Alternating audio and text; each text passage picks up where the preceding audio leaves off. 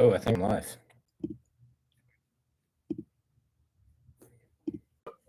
Oh yeah, you are. I think we're good. Okay, nice. Sweet, we're live.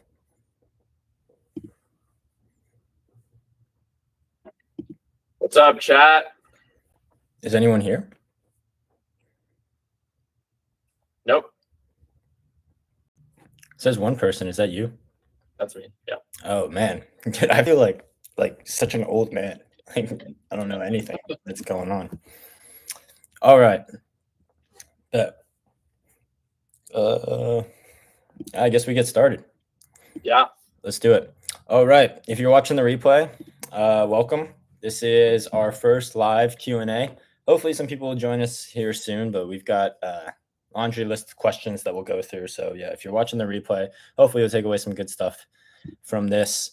You want to just go down the list, Manny? Got cultivating we took some questions from Instagram and from Reddit.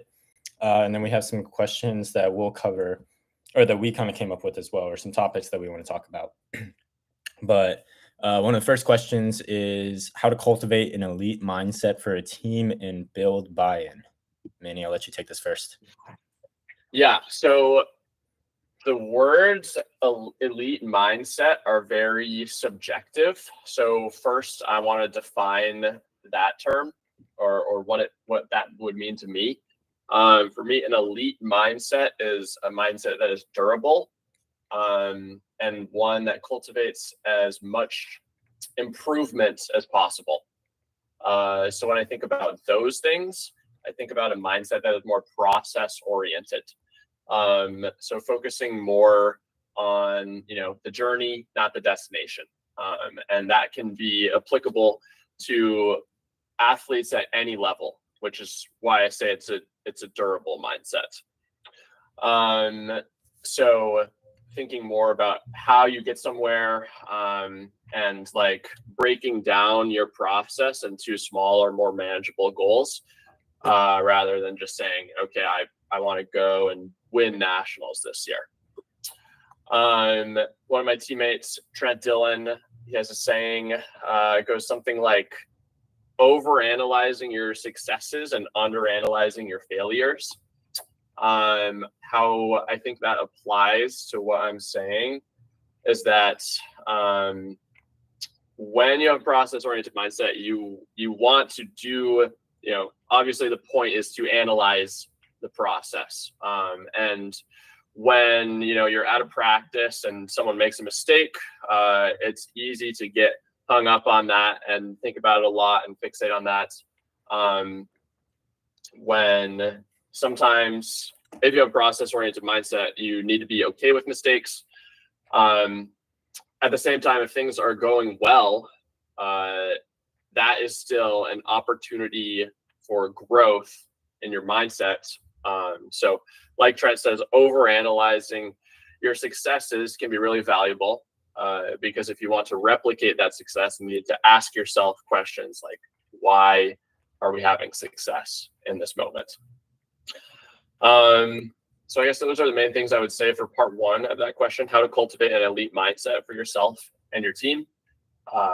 Focus on breaking down your goals into smaller goals and asking yourself how you can achieve those goals.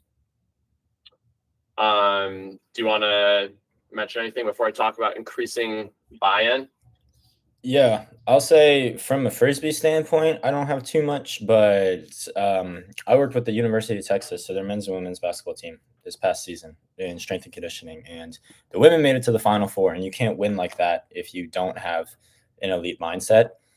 So I think, like, as cliche as it is, like you have to make, you have to like set up scenarios where things are hard, and like mental toughness and like all that stuff like has to be the standard pretty much. And so if you can teach people what it's like to get past hard or just like be okay with being uncomfortable, then like toughness starts to build, right? And then that elite mindset starts to kind of take over. I think what happens a lot of times is like in practice and training and Frisbee, right? We live here and then a game happens here. And it's like, it's very unrealistic to think that we can practice here and then all of a sudden tournament time or when, game time, like we're able to rise here.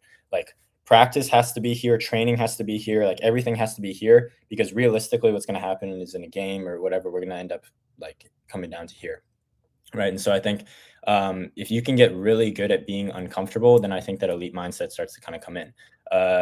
Manny, like the thing that we talked about that one time was like, and what I really liked that the Texas women's team did was in the summer, they did like 6 a.m. conditioning. Right. And there's no like science behind like 6 a.m. conditioning being optimal or whatever, but it's just the idea of like in the off season, are you able to get up at 6 a.m. and do something that absolutely sucks? Right. Like that's a very tough person. They would do like conditioning stuff, right? Obviously, they have to like run down, touch the line, come back. And a lot of times the strength coach would just call them out, be like, you didn't touch the line, even though somebody very clearly touched the line. Right? And obviously, everybody's going to freak out. Like, what do you mean, coach? Like, I touched the line, I touched the line. But it's like, all right, in a game, all right, basketball game, right, if we get a bad foul call in the fourth quarter, are you going to freak out and the game's over now? Or are you going to be able to roll with the punches, take a bad call, and keep going, right? And that's the idea. Like, strength coach was always trying to get under the player's skin at 6 a.m. when they're tired from conditioning, and can they still stay composed? Can they still be a team and complete the task? Right. And that really built toughness. And I think Frisbee, you can kind of do the same thing if you wanted to, right? Like with that same idea while you're doing conditioning, call somebody out and like, tell them they didn't touch the line or they didn't complete a rep, make them start over, make them do something really hard and see who starts to fold, see if the captains can actually step up and be leaders. Manny, I feel like when we talked about this, you had some other examples. Did you have something? Yeah, so something I've done on some teams in the past is we've done these scrimmages. We call them coaches scrimmages, and the coach will have a whistle, or have to have a whistle. You can just use your voice, and they'll just call out random turnovers during the points. And so that creates it's a way of manufacturing a lot of adversity during the scrimmage. And typically, I think players who were better at managing their emotions in those scrimmages were also better at managing their emotions in games and performed better in higher pressure situations. Another way that we've manufactured pressure sometimes on teams that I've been on is a game called Pressure Cooker, where this is like a great game to play at the end of your season, where you have very clearly defined lines. So you'll have the O line, maybe like 9 or 10 people typically, and you'll have the D line, like the rest of the team. And then the idea is that the O line starts, let me think, how does this go? The O line will start like down like 5 points or something. So it's 0 to 5, but they're going to receive every single time, and it'll be like a game to 7 or something. So, for a strong O line, you should have the expectation that you're holding the vast majority of your points. And this, like I said, it's a way of manufacturing some of the pressure that you're going to feel in game. I like that. One other thing I'll add, and then Manny, I'll let you take you for the second part, is I played for Club Team Alamo these 2 past years, and I doubt any of them will be listening to this, but one thing that we did a lot was during practices, like we'd play like 2 points and then we take a really long water break. And I get it, like quality over quantity, we want to play hard, right? That's totally fine with me. But there were some times where we'd play like 1 point, right? And then guys would be like, look, I either need water or I can give you a 50% point, right? And like, sure, under those 2 circumstances, like, yeah, I get it. But for me, I personally hated that those were the options. Like there wasn't a third option of like, all right, I can push myself and I can give you another point, right? Or I can give you 100%. It was either I need water or I can only go at 50, right? And that mental toughness piece, I think, is lacking. Where again, it's like, okay, you can't do it in practice, but in a game, if we're down and we need 3 breaks in a row, like then everybody's fine to play set or play back to back to back, right? The kill line can play back to back to back, but like we only do that in tournaments. We only push ourselves that hard in tournaments or when we absolutely have to, right? We don't live up there in practices or in our training. And so, yeah, I think that's just another thing, right? Make the kind of like what you just said, Manny, like make the practices harder, add that adversity. I think that's good. Yeah, I also think it's worth mentioning, like you was using some of these coaching or leadership tactics, you really got to read the room. Like Justin's anecdote for the college team that he worked for, that's a team with a lot of very serious athletes who want to push themselves and be the best they can be. If you're captaining a team that is like a pretty chill, fun team, and they don't have the goal of pushing themselves and winning, then, maybe not the best idea to go out there and use some psychological warfare to piss people off. Yep, that's a good point, because there were many times, or nobody ever said this to me directly, but I definitely heard many times where people are like, Justin wants to run this team like an NCAA team, and it's like, all right, yeah, I get it. It's just club, it's for fun, right? But yeah. Yeah. So second part of the question, how do you increase buy-in on your team? I think the most important thing here is finding common ground amongst teammates. So I think probably every single club team going into their club season should have some sort of meeting near the beginning of their season or before the season starts, and clarify what the goals are of the people playing for the team. Whenever I've had these meetings in the past, they're often a little bit surprising. Not in particular for Sockeye, just like for any team I've been on, people play for a variety of reasons. They want to have fun. They want to experience social bonds. They want to feel like a part of a team that's striving towards something. They want to win. There are a lot of great reasons to play sports. And so I think in order to maximize your buy-in, obviously people will be more enthusiastic about working hard for a team if they feel like that team and their teammates are striving for similar goals. Yeah, I like that. I think kind of something I say semi-frequently is like, it's better to be on the same page than the right page. And I think in Frisbee, when there's a lot of teams are like captains, not coached. Like, I think if a Frisbee team has a coach, you're in a very fortunate situation. A lot of them are captains, right? And so with that, you'll have situations where there's a lot of chefs in the kitchen.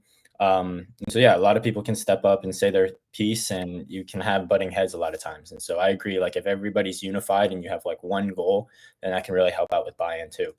I think autonomy is huge. There's like self-determination theory, which basically talks about how like if you or feel like you're the one that came up with the process, or if you have more autonomy or more say in the process, then you're going to be a lot more bought into the process of what it is, right? And wanting to achieve that goal. And so I think if you can give people autonomy, whether that's like if you have your captains and then kind of like your co-captains or lieutenants or whatever it is, right? If you can give them a little bit more autonomy, if you can give everybody on your team some autonomy to be able to help make decisions with just like smaller things or minor things, right? That kind of adds up. To give like a very small example, right? With a lot of the clients I work with, if we're doing like a main lower body exercise of the day, right? I'll a lot of times give them the choice. Like, I'm not going to be like, you have to back squat or you're going to die and you're not going to get better, right? Like if it's like, all right, the choice of like back squat, front squat, if you want to leg press, if you want to use the hack squat, if you want to just do a goblet squat with the dumbbells, like I don't really care. I just need some sort of squat today. Then it's like, it gives them the autonomy and doesn't force them to do anything that day, right? And they feel like they have a little bit more control over their program. So potentially something like that with Ultimate and an Ultimate team could help build some buy-in, I think, too. Yeah, another piece about goal setting. I had this thought earlier. So you've got kind of two types of goals, like results-oriented goals and process-oriented goals. And I think both have merit. Like I was saying earlier, having some process goals are important for cultivating an elite mindset for yourself and for your team. But kind of the nice thing about having a results-oriented goal is it feels very uniting for everyone on the team. And if you have process-oriented goals, are not always the most concrete things in the world. If you have a goal like in 2022, Sockeye's goal was explicitly to win a national championship. We felt like we were good enough to do it. And that's kind of what kept people motivated and working hard for the whole season. Of course, if you set a lofty goal like that, a lot of the time you're going to fail. And so you need to think about what's your plan if you fail with that goal. Like after Sockeye in 2022, after we lost in pre-quarters and finished like 14th at nationals, kind of the whole season felt like a failure. A bunch of people left the team, and then we were in a rebuilding era for a time. So I think regarding results-oriented goals is good to be like, obviously you want to set a lofty goal for yourself and have high expectations for yourself, but it's also important to be somewhat realistic and set goals that are achievable if you're going to do that, because those results goals can be a double-edged sword where it's like, it's motivating, but then if you fail, it has kind of the opposite effect. It's like a rebound from being motivating to being very demotivating on the other side. For sure. I can see that. I think do you ever see that with the process goals too? Like the process goals can sometimes be demotivating or unmotivating. What do you mean?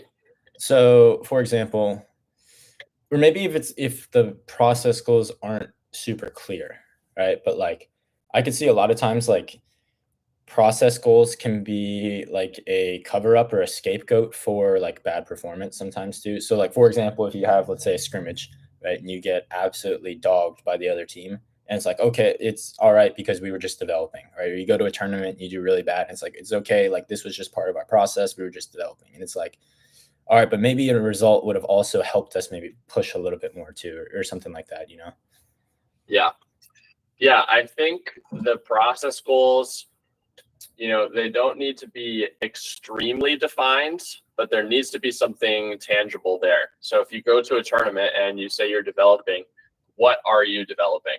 Are you developing are you working on your help defense? If you want to develop some new strategies, then you probably will have to practice and you're going to be bad at them for a while. And so as you're developing, like, you have to be willing to fail, but stay cognizant of like, okay, are we actually improving on the things that we want to improve? And is this benefiting us in the long term? Yeah. Like the failure is just exposing what the weaknesses are in whatever the process is, and you can go back to the drawing board and improve those things pretty much. Yeah, I like that. I have something to add. I think also with building buy-in, and this also kind of goes with the mindset, but not just on an individual level, but like on a team level too, is like, I think you have to have a standard, right? And this is something, if I go back to the Texas women's team, like they had a standard of like how everything was done. And if you didn't follow that standard, it's like either you're going to get punished or the team's going to get punished and you're going to watch, which the latter is a lot worse, honestly. And so I think, and it often takes somebody being like kind of a douchebag, right? And somebody being the bad guy. And usually that's the coach, right? For the first couple of times of like being able to hold people to a standard, being able to keep people accountable. And that way, like everybody's in line and those kind of like smaller things start to get taken care of a little bit more. So for example, it's like as simple as everybody's got to be on time, right? Everybody's got to be doing the warm up together. Like when we're doing 4-line, like if you warm up with 4-line or whatever, it's like the people aren't like, or if you want to goof off or whatever, that's fine. But like, everybody's doing it like to the highest like intensity or whatever the intensity that's like set out to be, like everybody's following that standard. And I think those things make it so that it's like a cohesive unit. Like everybody feels like, kind of like you said earlier, like everybody feels like their efforts are being put in the right place because we're all working towards the same goal. And it's not like the best player can go do whatever he wants or she wants, right? And everybody else has to work, right? But that person still gets to play and still gets to be the O-line center handler or whatever it is, right? Like you got to have a standard. Somebody's got to hold that standard. It could be the captains, it could be the coaches, but like somebody's got to hold that standard so that like more of the effort can be put towards improving rather than just like punishing and holding people accountable, right? Sweet. Do you have anything else to add? Yeah, I guess I would just say like defining those standards, I think as a team, as part of that process of finding common goals is really important. Yeah. Cool. Should we go on to the next one? How to stand out at tryouts? Yes, great question. And I think this is something that a lot of people struggle with naturally because it's hard. How to stand out at tryouts when no one knows who you are. So I have a few things to say about this. One, number one is it helps when people know who you are. And even if you're in a new environment, there are tangible ways that you can meet people. So before you go to tryouts, like reach out to the leadership of the team, ask if they have any preseason events. Most teams will have some kind of event like playing mini or goal tee, or maybe just some kind of team hangout where you can go and meet people. And I understand that this can be a bit scary, especially, like I am a very introverted person. So if I were in a new environment like this, I would be pretty hesitant to take this first step. But if you really want to maximize your chances of making a team, then you need to do hard things, and this is one of them. So before the tryouts start, reaching out, even like months in advance, you could send the leadership of the team an email, be like, hey, I want to work really hard and make this team this off season. What are some things that maybe you're looking for on the team? And that's, I mean, if someone sends an email like that, like that's immediately standing out. And then because it shows you're willing to work harder than most other people trying out, which is what teams want. But let's say, you're in a brand new environment. Maybe you just moved somewhere and you didn't have the forethought to reach out beforehand. Immediately when you get to the tryout, show up early, at least like 20, 30 minutes early, go and introduce yourselves to leadership. Again, it's going to be a little nerve-wracking, but it's going to have the same effects. Like often when the selection committee of a team meets after the tryout, there will be a bunch of people whose names you don't really remember. And you're like, oh, if I don't remember them, they probably weren't that good. So if you go and introduce yourself to each member of the selection committee individually, just say hi, then that is going to help them notice you throughout the tryout process.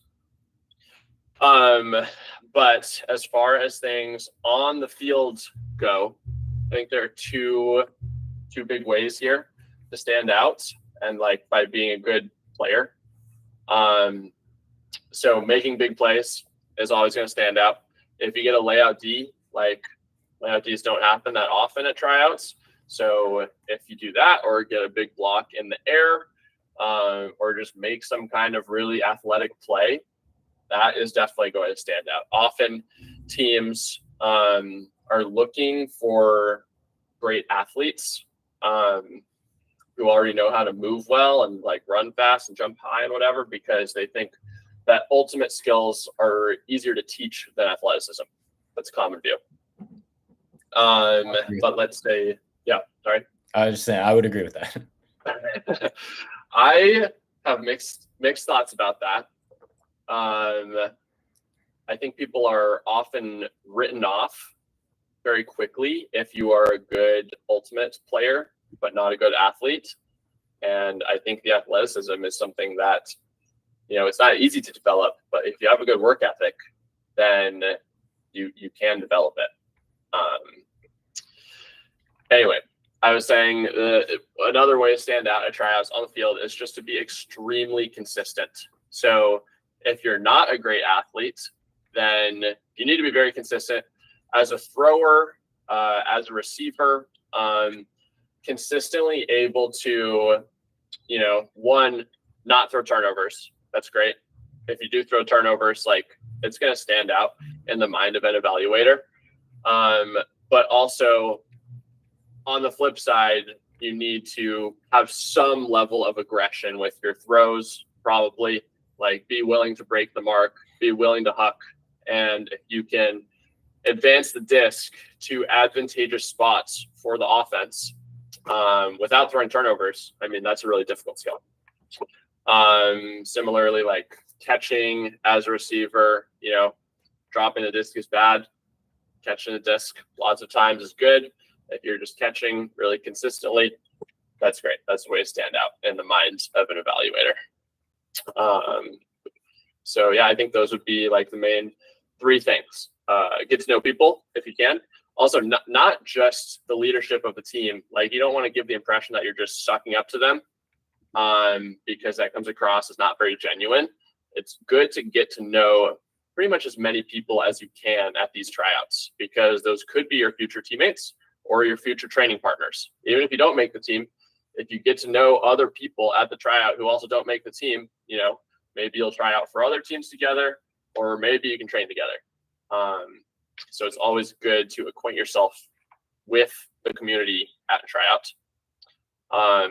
So 1, get to know people. 2, make big plays if you can. If you can't, then you have to be very consistent. That's huge. I think that last point you said about like getting to know people for training partners, I never thought about that, but that's good. And I think not just the people that don't make the team, but you could potentially still be training partners with people on the team, because like though they might want someone to work out with, which would then get you in. You can train with somebody that's better than you, right? If they made the team and you didn't. But yeah, that's good. Absolutely. Wait, I want to add real quick. The best way to make a team in a future year is to try out and get cut 1 year and then get a lot better. And then you come back to the tryout and the leadership of the team sees how much better you've gotten. And they're like, okay, this person is on a growth trajectory, so they will continue to improve if we roster them. I like that. I wrote down some things while you were talking that I wanted to add on. Going off of like what you said about asking if there's any like preseason stuff going on, right? First impressions are super, super important. I've heard like Rowan talk about this before, but he said like how once you kind of get boxed into like a role, or people kind of have an idea of who you are as a player, it's really hard to break that mold. And especially from a preseason to the tryout itself, like you're probably not going to change who you are as a player dramatically. And so I would say like every single one of those preseason minis or pickups or whatever it is, like is your tryout if you haven't made that team yet. And so make sure you go out and like, I think do all the things that Manny just talked about. Like Manny would, I mean, you've told me before, but like you make a team from by defense. Like you're not going to make a team and hop right onto their O-line unless you're an absolute stud. Most of the time you're going to work onto their D-line first and then go up. And so like if you're at these preseason pickups or minis where everybody on the sidelines probably talking about how they haven't worked out in the last like 2 weeks, and you go out there and just start dogging people on defense, like that's going to stand out, right? So every single one of those is your tryout. I also think like when you're talking to those captains and you're asking them like what you need to do to improve, or like what they're looking for, whatever it is, like you can kind of frame it in the way of like, what does it take to be successful on your team, right? And I think the biggest thing is like whatever they say, you have to show that in some capacity, right? So like an example that makes literally no sense, but like if one of the captains is like the best players have banana peels, like at practice you better have a banana peel, right? Like that's an extreme example that makes no sense, but just to illustrate it, like whatever it is that they want, like you better show that, because if they directly gave you the answers to the test and then you fail the test, like you're going to look even worse, right? So I would say make sure you're really like focusing on that. And then I think like to that point about like defense and getting a layout D, just doing whatever you can in order to like, get yourself in a position to do those things, right? So for example, like I'll speak to my experience of like trying out for solo. I didn't make solo the past 2 years, got put on practice squad both times. But like I know that if I'm going to make solo, it's going to be through my defense, right? And I don't lay out at all. Like I'm scared of it. Honestly, don't really know how to in the best way yet. So there's kind of a mental barrier for me to be able to lay out, right? But the times I know I can lay out are like when my adrenaline's up a lot. And what really drives up my adrenaline is when I'm like hitting somebody, right? So every time I was on offense, right, and the defender would come up and touch me, I'd immediately shove them off or swipe their hands down. Don't touch me, get your hands off me, right? And that just like got my adrenaline, my rage up the entire time. And literally first point of mini, right, our team turned it over. And then I got a layout D on the sideline or on the goal line. Like literally I never lay out, and I got a layout D the first point. And so finding whatever it is to get yourself in that position to like make those plays, it might be something like ridiculous like that, but that's what worked for me. I think find whatever it is that might work for you. I have a couple more things that I just thought of to add to this question. A couple more ways to stand out. So in, talking about being super consistent, you want to make few mistakes, but as few mistakes as possible. But if you do make a mistake, your reaction to that mistake is extremely important. Your body language, if you throw a turnover and you're like slumping your head down, you're putting your hands out like this, like it looks like you're blaming your teammates or whatever, that is a great way to turn a small mistake into a huge mistake. And if people see you display negative body language after a turnover or any other kind of error, that is going to stand out in their mind way more than the actual error itself. Because everyone makes mistakes on the field. It's a lot more important to respond. Like the response to that mistake is a lot more important. So if you do throw a turnover, like if I were evaluating someone at a tryout and I saw them throw a turnover, but then they moved past it very quickly, started playing really hard defense, and then got that block back, for me, that is that's not a neutral because they threw a turnover and then got it back. For me, it's a big positive because they got it back, even though they'll probably be in a little bit worse field position because I know they'll be like 20, 30 yards back or whatever than where they were. It shows that they're mentally resilient and can move on to the next play very quickly. And can I add something to that real quick too? Yeah, totally. Dude, I might be the only person that does this, but like I've also thought a lot of times, like if I turn it over or like I drop a disc or something, like I'll react. And then after the fact, I'll think about it and I'll be like, I only reacted because I felt like I needed to express that I was upset with that, even though I wasn't actually upset with it. I was like, a mistake happens. Like I said, I might like performative expression. Yeah. Like I feel like a lot of times those like negative, like the negative body language, a lot of times is performative. Like I need to show the people around me that I am upset and I am taking accountability for what just happened. Right. Whereas a lot of times it's like, it's honestly pretty easy just to like brush it off and keep moving. Right. So I think thinking like kind of like self-reflecting and seeing like, are you actually mad about it? Or are you just trying to show people that you're mad about it? Like is important too. Yeah. I also think there's a big difference between like a quick, like clap, like darn, or a quick, my bad. Then like you can say that in half a second and then move on very quickly and acknowledge that you made a mistake. And then you can take like 3 seconds and not hustle back on defense and then get beat. So I think it's fine to have a reaction as long as that reaction is very minimal and it does not affect your play. Another great way to stand out, even if you are not a good player, is to be a phenomenal teammate at the tryout. And again, this is going to be more difficult for introverts, but if you are constantly bring a lot of energy from the sideline, by energy, I basically just mean volume. If you're yelling really loudly, like in a celebratory fashion, celebrating your teammates' great plays, not saying anything negative about the other team, but just focusing on your own team, like that is definitely going to stand out to people. If you're giving a lot of high fives, complimenting your teammates when they do good things, those are the types of people that can make a team like at the bottom of the roster, even if they are worse than other players who are trying out, if those other players are worse teammates. And it is possible to make a team. Like Sockeye has taken players who have not even played at a single tryout, not onto the roster, but like on a practice squad, because they like showed up to every single thing. Attendance is really important. Like if you're injured, definitely still show up to whatever event is happening and, be supportive and be a good teammate while you're there. Yeah, I don't really have anything else to add. I'm probably the worst person to talk about being a loud presence on the sideline. Cool. Do you have anything else tryout wise? I think that's pretty comprehensive. Sweet. Also, before we get to the next question, dude, we joked about how there's a high possibility that nobody would be here, and there's 10 people in here now, which is pretty sick. I didn't even look at that. Yeah. No one's chatting though. Yeah, no one's chatting. Let's get some messages. Oh, someone just left. Oh, sick. Uh, so we're going through questions right now that we got from Instagram and Reddit.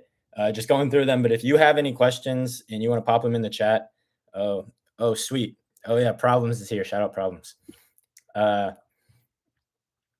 You see that, Manny? Can you see it on your end? Yeah, I see it. Oh, sick. Okay. Yeah. So if you have any questions and you want to pop them in here, those will take priority so we can start talking about those. If not, we've got a list of questions that we'll kind of keep going through. Let's move on to the next one. Mentally overcoming overcoming the mental barrier to injury. Or I can't read right now. Mentally overcoming barrier to injury after recovery. There we go. Manny, what you got? Oh, I mean, you're the expert here, but I've been injured many times throughout my ultimate career, and the longest I've spent like recovering from a serious injury is probably like 4 or 5 months. So I've never torn my ACL or had any extreme injuries, but I have had a lot of those injuries that are kind of in the moderate range, and definitely take some time to recover. And if they're long term, the mental aspect can be very difficult towards coming back. So I would say things that have been successful for me in the past are really like, I guess when I'm rehabbing an injury, I try to do as much as possible while avoiding sharp pain, basically. So if I'm dealing with an ankle injury, like I will do, like how you rehab an injury is you have to rebuild strength in that area. Is that right, Justin? That is correct. Yeah, that's correct. So if I'm rehabbing an ankle injury, which I did over the summer, I was doing a lot of single leg balances and I don't know, lateral lunges, that type of stuff. And then just really kind of slowly but steadily feeling healthier throughout the day and ramping up your activity levels slowly, I think is the way to go. Just make sure that, what you don't want to do is get injured, lie on the couch all day, not do anything. After a month, start playing Frisbee again. That is a great way to re-injure that injury or injure something else in your body. So if you want to be consistent and slowly return to play. Yeah, 100%. I think like so many of us think of recovery as just rest, as if they're the same thing, and it's really not. Really, the worst thing that you can do after an injury is just like sit on the couch and do nothing. Right? Or it's just like if you pulled your calf, just like, oh, I sat and I iced my calf for the last 3 weeks, I should be good to play. Like, no, you're probably in a worse state to play, right? Because one, you haven't truly recovered that injury, and two, you've just been sitting down doing absolutely nothing. So now the rest of your body's also out of shape, right? So yeah, you're exactly right. Like I think after an injury, right? I know we'll get to the mental side of it here, but just to give kind of a quick rundown of the physical side, right? After an injury, you want to make sure that you have enough mobility, right? So you can actually move the joint or whatever joints they are through the range of motion that they should be able to, right? And when we say should be able to, one, we want to get it back to whatever it was, right? So, if you were able to bend your knee fully, right? I know like some people might be shocked at that, but some people can't bend their knee fully. Some people can't extend their knee fully, especially after like an ACL injury or an ACL tear after that surgery.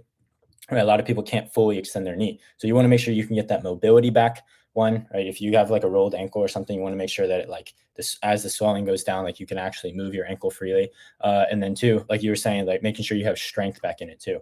And the strength can be just starting off with like body weight type stuff, the stability stuff, but then slowly starting to add more load to it. And the strengthening stuff is often usually the easiest, or not easiest in terms of like actually doing it because it is hard in the moment, right? But easiest is in like it's pretty standard. Like you just have to keep adding sets, keep adding reps, right? Keeps adding weight, and it slowly goes up. Right. The part that people miss is the speed element of it, because what ultimate is and what sport is in any sort of athletic movement is it's often with no weight and it just happens very, very fast. So once you've gotten that strength back, and this can also happen kind of at the same time, but once you've got that strength back, then you've got to get that joint in your body moving fast again, because the forces, the way our body reacts, the way our body contracts and all that stuff, right, happens in a completely different way when we're doing something fast versus when we're doing something slow.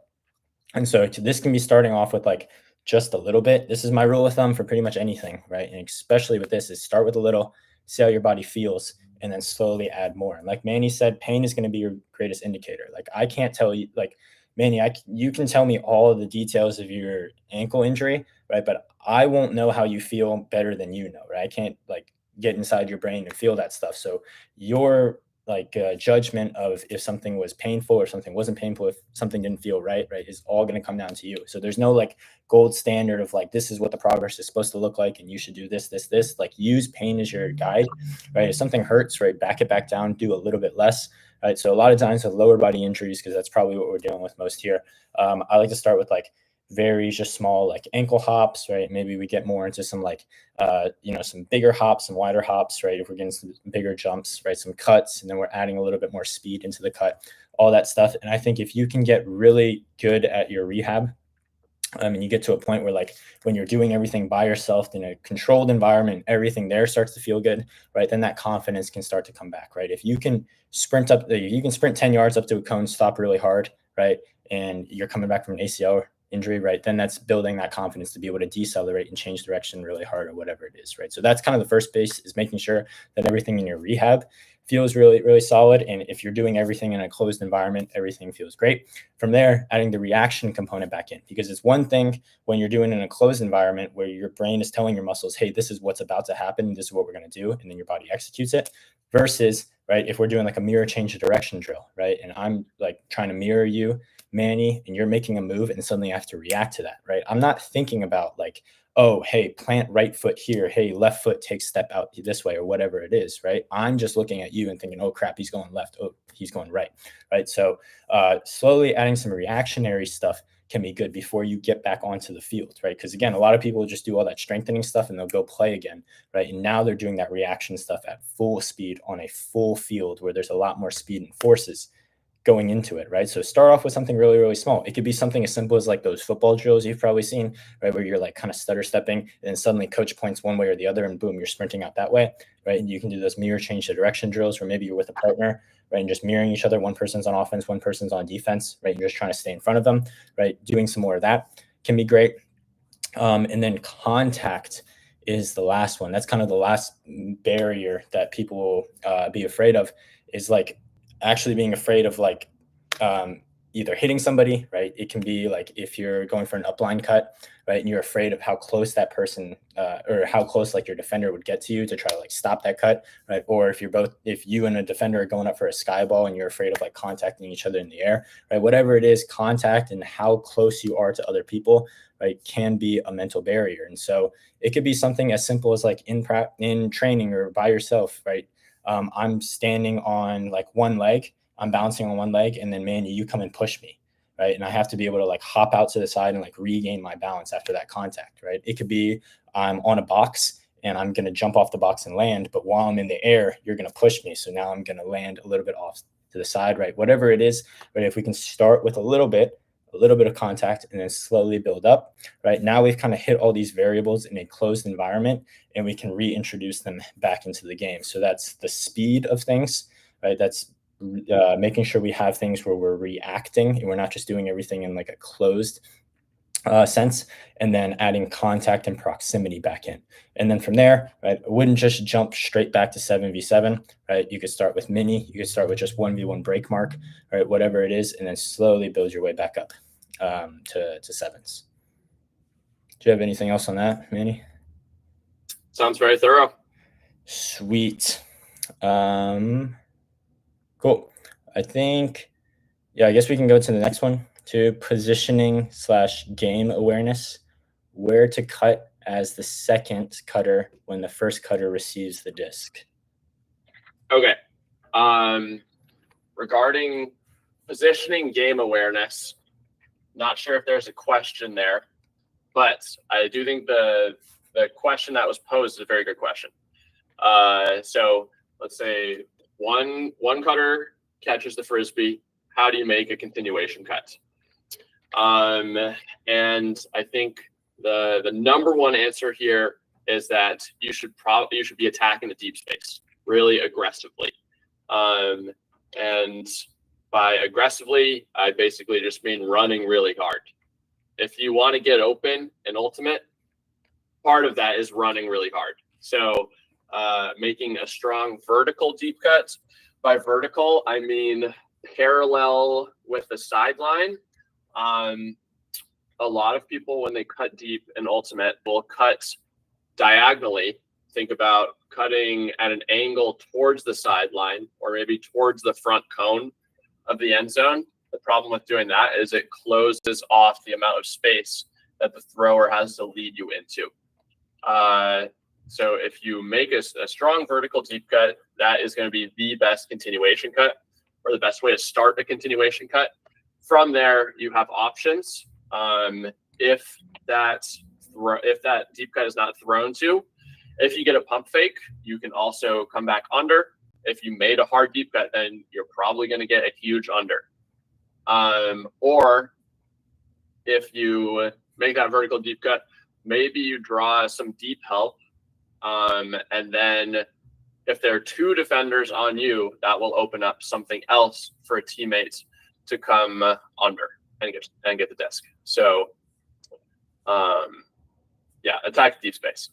A lot of teams will also, I'm mostly talking about, like, if a cutter catches the disc, how should the next cutter cut?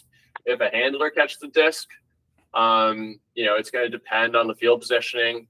But if that handler is catching a yardage gaining pass, often the answer is the same.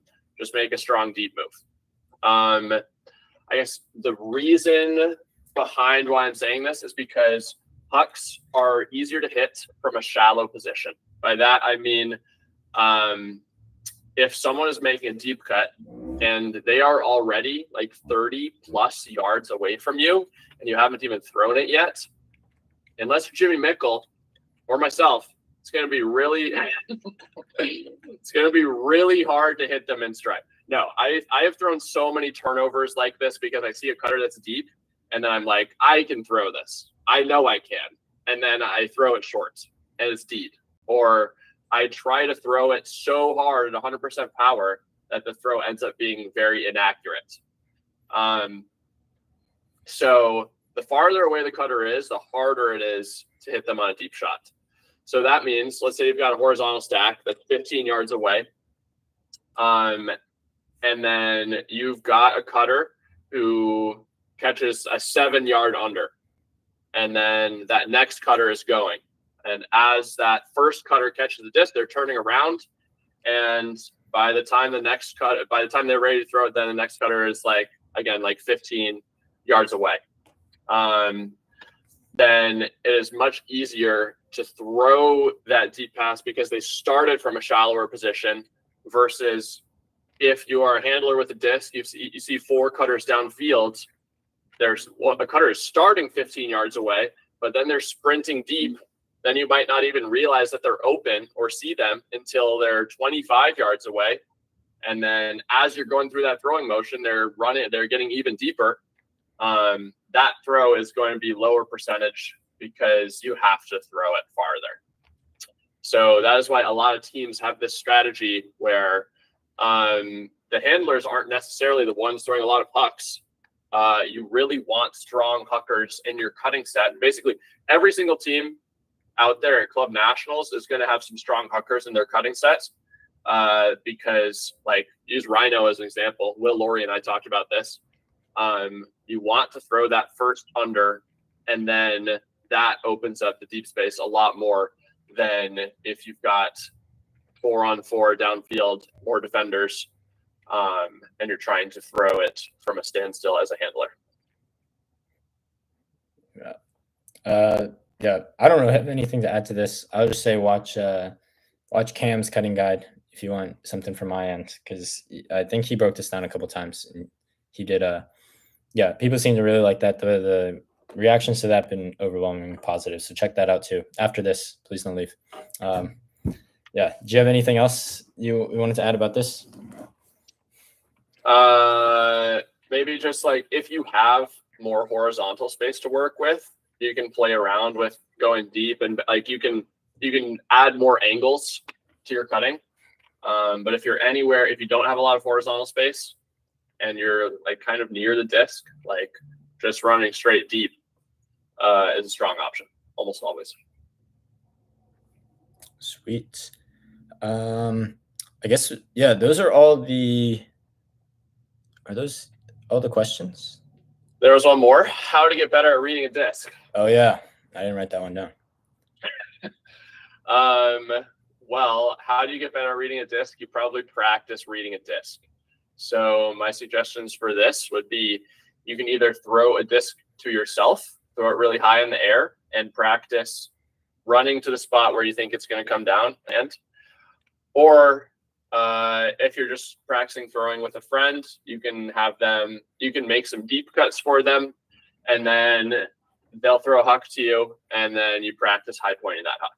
And when you're making those deep cuts, if you're running sprints at 100%, you probably won't get that many reps practicing to read the disc. You'll get some valuable sprinting reps. But if the number one skill that you want to work on is reading the disc, then you should probably be running those deep cuts at like 50 to 70%. And then your friend throws out the disc, and then you try and catch it at the highest point possible. And then you can get more reps because you're not as tired from running sprints. Yep. I would say, I think super important too is you have to watch, like, or you don't have to watch, but if you watch the thrower release the disc, then you get a way better idea of, I mean, what throw came out, so what spin it is, how it's going to fly, all that stuff, hopefully too. Like, I think some players might struggle if they just like put their head down and take off deep and they just see the disc in the air and they don't really have an idea of where or how it came out, right? Versus if you're doing what you said, where like you're practicing by having a partner throw it to you and you're like seeing the partner throw it, then you just slowly start to learn more and more about how they're or how the disc will fly, and then where to high point it at. Cool. Anything else on that, Manny? Nope. Yeah, pretty simple. You want to get better at it, reading a disc, you probably got to practice reading a disc. Cool. You want to get into mini? Your thoughts on that? I feel like I've been talking a lot. You want to do one of your topics first? Yeah, let's do it. All right, I got a fun one. I'm going to grab some water real quick. Be right back. Okay, we go. So I'm rolling solo. I'll take the show here. So I found that, and you guys are gonna have to bear with me because I have a hard time being able to explain this one. Manny, I also need you to help me kind of go back and forth with this. Ask whatever questions you got, whatever's not making sense. Okay, I'll be devil's advocate. Perfect. But I think ultimate players are really bad at distinguishing between two variables. You can take any two variables. I feel like ultimate players are really bad at being able to distinguish between them, understand how they're comparable, things like that. So the biggest one I see all the time, and you can imagine someone in my space, right? I'd see this is athleticism versus skill, right? I've tried to make it very, very clear that my page, everything I talk about is athleticism for ultimate. And if I talk about anything skill related to ultimate, I make that very clear. So everything I talk about is athleticism for ultimate, right? If you get quicker, right? If you get better at lateral explosiveness, change of direction, generally going to help you at defense, right? But people will be like, you don't need to get more athletic for defense. You just need to be better at positioning and reading the play. And that's fine. You don't need to get more athletic, right? That's athleticism versus skill. Two separate variables. That's apples to oranges, right? James Pollard agrees. I appreciate that. So James Pollard in the chat. We do. That's huge. Right. So like I've had questions before, like people in my DMs being like, if I'm practicing, should I get better at throwing or laying out? Like, brother, what? Those are two completely different things. Like, why are we even comparing the two, right? Manny, like we talked about, the answer is throwing, obviously, but like, why are we even in a position where we are comparing throwing versus laying out, right? That just really doesn't make much sense. Right. And as somebody who, again, talks about athleticism a lot, right, I'll get people that are like, oh, well, if you work on your throwing more, or if you're watching more film, then you probably don't need to be doing all your silly little workouts. And again, it's like you're getting better at the athleticism of ultimate, right? And working on the skill, the IQ, the game sense, whatever it is something completely separate. Yeah, Manny, thoughts on that? I mean, obviously the best players are going to be the people that combine both skill and athleticism. And there are many players I can think of that are all the way on one end of the spectrum. And, you might even be able to, like, maybe your athleticism carries you to making a nationals team, even though you're very unskilled. That's a very realistic scenario. Or vice versa, you're super skilled but really unathletic. But in order to make an impact on whatever team you want to be on, you're going to maximize your impact if you're working on both of those things. I guess that was just one example of two variables. That's one example of what you're saying. Yeah, but no, you're exactly right. And it's like, I think if the better you are at just being able to distinguish what those variables are, then the better you can be at like assessing yourself and other players, or like what the drill or activity is that you're trying to, or like what the goal of the drill or activity is, right? And so I think one of the best examples is like that guy that Colorado signed, and I guess he's gone now, but like the ex NFL player. He lasted like a month, and then now he's playing pickleball. Yeah, that's rough, right? But that's the funniest thing that could possibly happen in that scenario. Agreed. I really want to know what I want to know. I want to talk to him. Yeah, I do too. We need an interview. We can we get him on the pod? Dude, we got to. But so he's a great example of like, he is so athletic, and he's just a project and he has to learn the skill, right? And kind of like you were saying, I mean, you were alluding to earlier, like you can have players that are really good at this, like the skill of ultimate, and they just have to get more athletic, right? And like as players get older and they get quote unquote washed, right? They're not getting washed because they're over with age getting less skilled, right? With age, they're getting less athletic, so their skill has to make up for it, right? And so, yeah, like kind of another example, or even just the reason I'm bringing this up is because like the mirror change of direction drills, like, man, you've seen the ones I've posted. You know what I'm talking about? Yeah. Like, I post those a lot, right? One, because they just do super well. Like people love those videos, but two, like I just think they're such great drills, and I do them all the time, genuinely. And like, so many of the comments that I'll get are like, "Oh, but like you just need to you need to body up a little bit more," or like, "Oh, this is why you shouldn't dance in front of your defender. It's so much easier to guard." And it's like, you guys are missing the point. Like, this is to develop the athletic skill of change of direction, of agility, of reacting to somebody. If I wanted to work on like game specific defense and positioning and situations, I would just go play pickup, right? It's completely different thing. I'm trying to like take defense as like the reactionary athletic requirements of defense and put it in a vacuum and make it a lot more potent, like make it a lot more concentrated, and get like 1,000 reps of that to get a lot better at that. And then I can watch film and I can go, talk to you, Manny, and get my film analyzed, so then I can improve the IQ and the game sense of defense, right? It's two separate things combined together can make you a better defender. James in the chat says, I tell people that the biggest difference between pro and club is athleticism. Bigger field, being more athletic goes further, or you have to be like a top 5% thrower in the world. I would totally agree with that, which is why I prefer playing club than pro. Hot take. But yeah, I think part of why people so often will ask questions like, should I get better at this thing or this thing in ultimate, is because very poor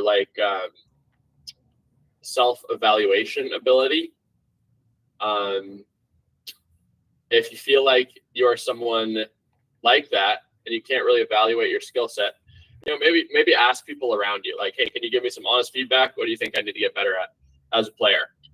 Or I don't know, post some game film on Reddit or something. But if you're going to ask a question like that, then like that is so individual. Like, you need to do some thinking for yourself about how you can answer that question.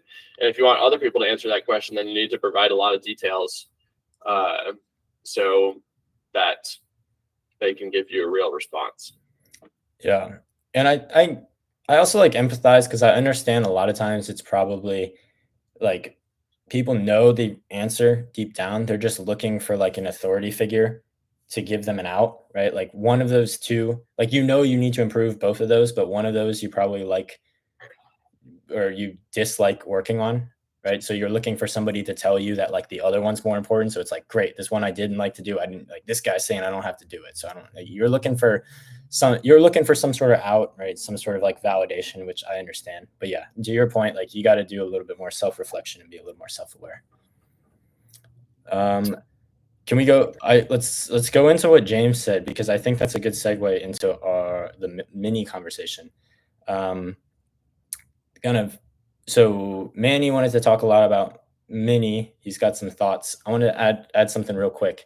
Is like James is saying, a bigger field, being athletic goes farther, which I agree with, right? And um, not just with frisbee, but like I have some data from basketball that I've been talking to a coworker about, right? But we see a lot of times that the bigger the field, right, the more like a player has to work. So at like the college basketball level, they use these like GPS trackers a lot of times to measure workload, right? And it's a huge, like very complicated algorithm, but it takes into account like change of direction, acceleration, decelerations, all these things to give you a thing called player load, right? And it just tells you how much you worked, right? And the bigger, right? So if we're doing like full court basketball, right? Player load is always going to be higher than if we're doing half court, right? And I think it's kind of the same idea with frisbee, right? And people intuitively understand this. Like a bigger field is generally going to lead to more workload because you are sprinting around more, right? You're having to run more. So being athletic is going to carry over more, right? If we go into like clubs sevens, right, that's just a little bit of a smaller field, right? So being athletic still helps, but it's not as much as like a UFA field.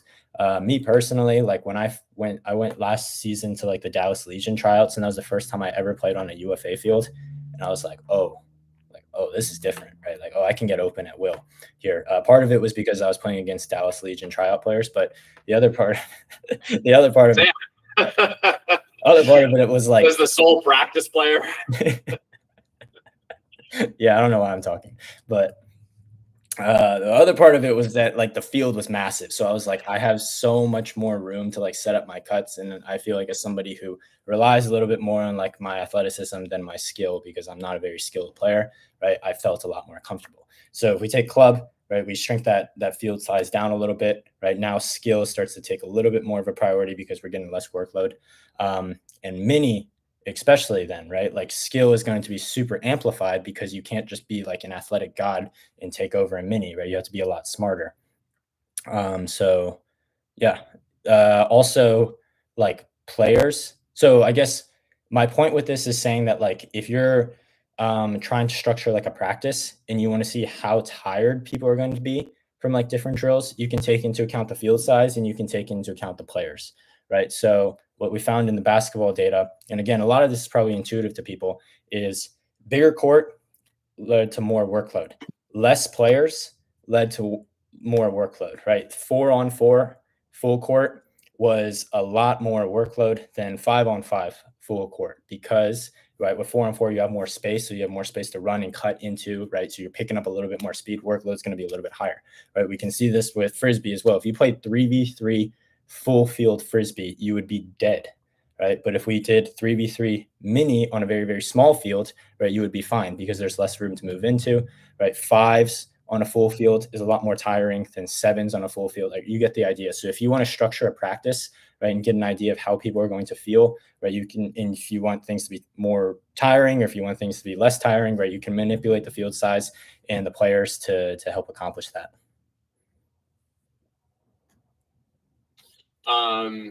Yeah, I don't know if this is a hot take, but my claim is that mini is the best training tool for ultimate. By mini, I mean, okay, most people have this conception of a mini field as 20 by 30 by 6. I mean, it's still a good training tool. The field size doesn't really matter that much. As long as you're playing 3-on-3, 4-on-4, make it take it, and getting a lot of reps.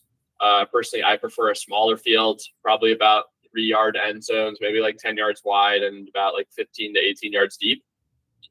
But you're working on so many things in mini all at the same time in a way that is really fun and competitive.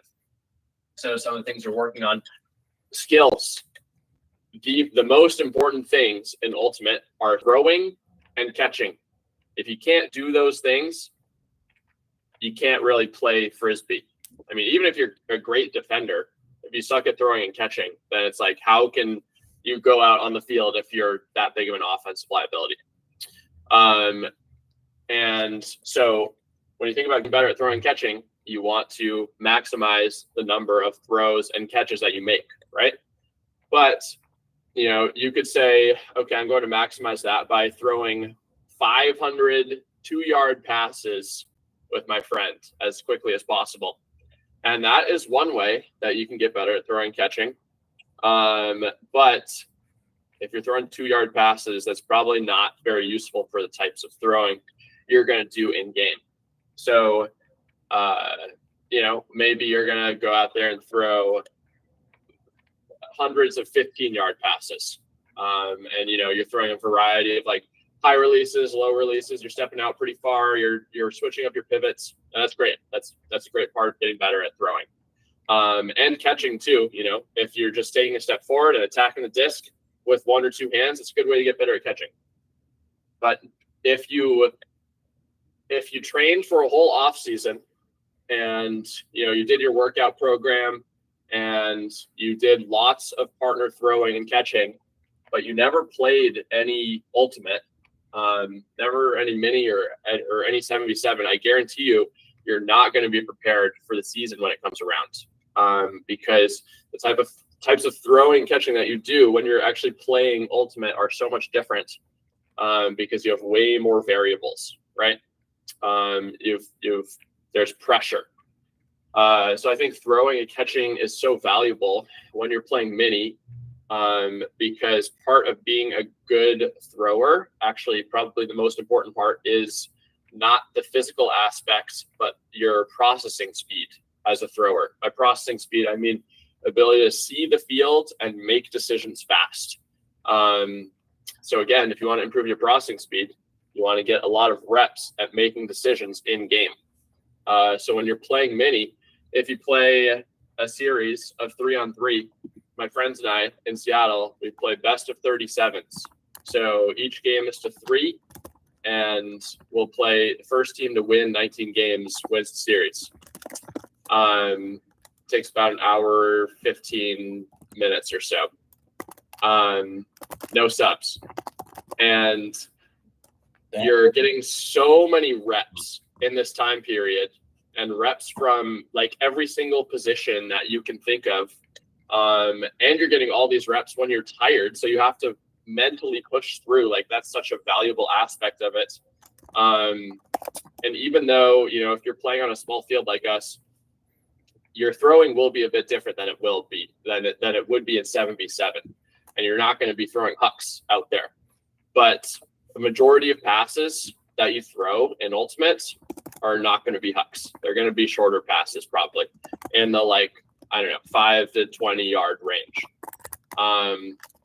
So if you're getting really good at seeing windows, evaluating windows, determining if someone is open or not open, and then being able to throw a disc quickly and like release it quickly, like those are some of the most valuable skills in Ultimate that you can work on. And plus, catching wise, it's so good for working on catching because you're catching with defensive pressure.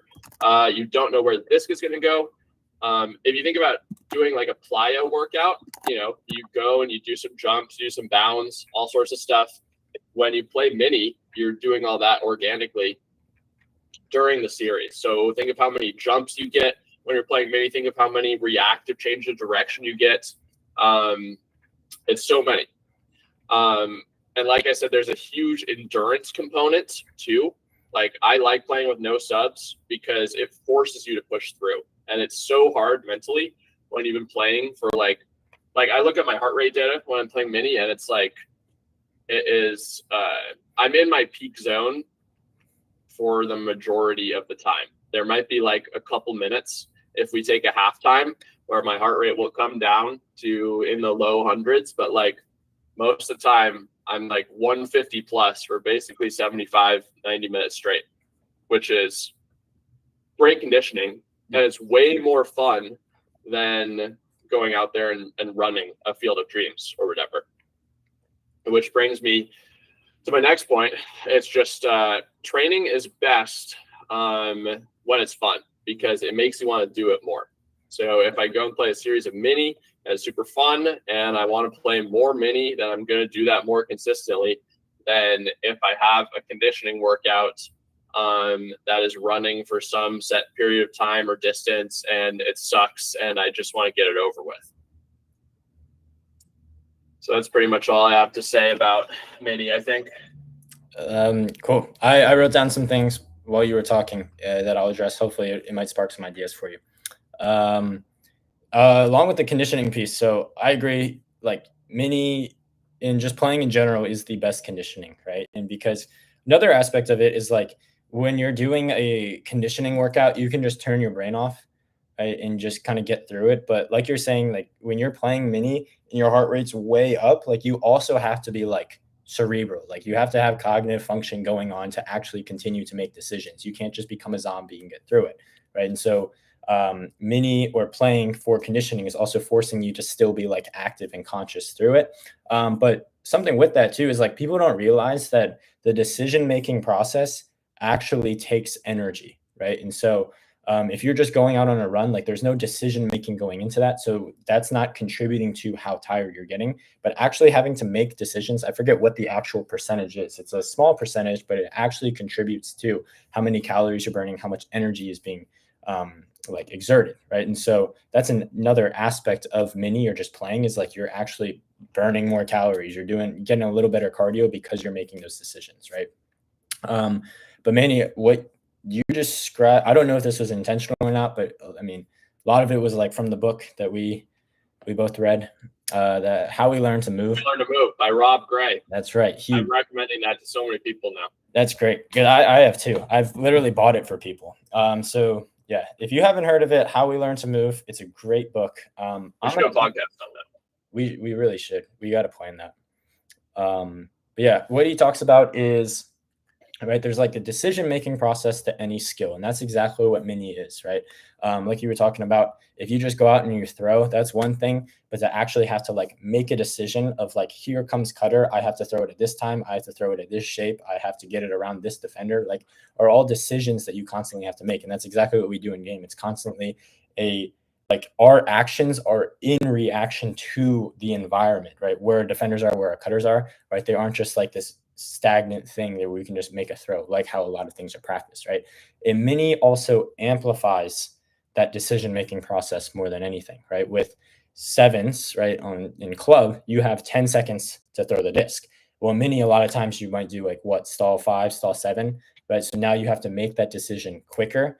There's less space, so you can't just throw it out into space and let somebody run onto it, right? Like, so you've got to hit those like tighter throws, right? So that amplifies that. A lot of times you're going to turn, and since that cutter doesn't have a lot of space to run into, they're going to already be in that spot. So you got to make that decision like that. What's the throw I'm going to do? Where am I going to throw it? Right. So all these things, like mini basically amplifies all the variables, or what I would call like it overloads the variables, right? So if you think about like in training or weightlifting, right, you would like when we walk and we run in everyday life, there's no weight, right? But we go into the gym and we do these squats with 100 with weight on our back. So we overload the squat, so then we get our legs better at producing force. So when we go to these unweighted running, walking movements, we can produce more force. We're stronger, right? That's a simple explanation for what strength is, right? Same idea here, like with mini, we overload the variables, we make them a lot harder. So when we go into the game, suddenly it becomes easier when you give us a longer stall count, when you give yourself more space and more time to make these decisions, right? Back to what we were talking about earlier, right? There's an open skill versus a closed skill, right? So a closed skill, I might have these backwards. I'm pretty sure I have this right, but a closed skill is when there's no decision-making process with it, right? So like you were mentioning, if you and a friend are throwing like the disc back and forth, that is a closed skill, right? It is just the throwing action. You're not reacting. There's no defenders, no decision making happening. An open skill is when you have to actually make a decision making process, right? So another example is like the mirror change of direction, right? If I run up and I change direction at a cone and I come back, I know I'm going to change direction at that cone. I know when it's going to happen. That is a closed skill. Versus if I'm mirroring you, I don't know at what point I'm going to change direction. I have to react to you. That's an open skill, right? So mini or what sports are, right, 100% of the time are open skills, right? We are constantly in that reactionary component. So that's not to say that closed skills are bad. Like you have to work on closed skills, right? But open skills are what the game is. And so if you want to progress, a lot of times it's because you're doing more and more, or if you want to get better, or if you look at people that have gotten better like very rapidly, a lot of times it's because they did a lot of open skills in their training, right? Another reason for that is like skills and just actions in sport in general are like a reflex, right? Because you need to think about like if right, if you have the disc, Manny, and you have to break a mark in mini to get it past, like to get it to a cutter who's like basically already there really quick, like you're not consciously thinking like, all right, foot go here, all right, or like elbow go here, anything. Like if you thought about all those things consciously, you'd be way too slow. The defender, you'd get stalled out already, right? And so skills are constantly a reflex. Like it's not a central command center in the brain telling everything to move, right? It's everything happened reflexively, right? So you can't do a closed skill like, hey, like just throwing with no defender and expect that to 100% carry over to the open skill of the game, right? You've got to be practicing those open skills and developing those reflexes. And the only way you can develop those reflexes is by actually like doing it in mini or something like that. Yeah, that's pretty much all I got. Yeah, I want to cite an example from the book. I don't know very much about football, but I hope I have this correct. So Tim Tebow was a great quarterback in college football, right? Is that true? Yes, that's true. And he was a much worse quarterback in the NFL, right? Correct. And in the book, the author stated that there was some sort of analysis done on his throwing in the NFL, and his release time for the ball was longer, like significantly longer than other NFL quarterbacks, which was hypothesized to be the reason that he wasn't a very good quarterback in the NFL. That is extremely applicable for Ultimate. Some people have very slow releases, and you can often get away with that in a lot of circumstances when you're playing 7v7. Because when you're playing 7v7, you might not touch the disc very much.